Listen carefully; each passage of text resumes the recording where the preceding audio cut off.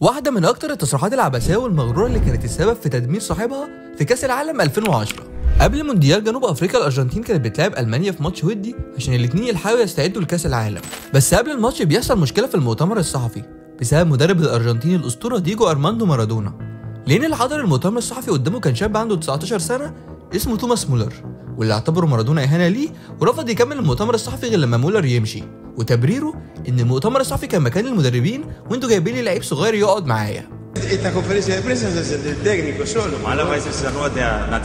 المهم ان بعد الموقف ده شاء القدر ان الارجنتين والمانيا يتقابلوا في ربع نهائي كاس العالم في واحده من اقوى ماتشات البطوله، وفي اول دقيقتين من الماتش بيجي فاول لالمانيا وشفاينشتايجر بيرفعها في المنطقه وبيتابعها مولر بالنوخ في الجون عشان يجيب الاول لالمانيا ويقول لمارادونا انا النهارده كابوسك وهعرفك انا مين. الفكره بقى ان الكل كان مستني الارجنتين ترجع تاني في الجيم ومستنيين الاسطوره ليونيل ميسي يفوق ويتعادلوا. كارثه ان الارجنتين حرفيا ما جاتش الماتش وميسي ما كانش في الفورمه تماما،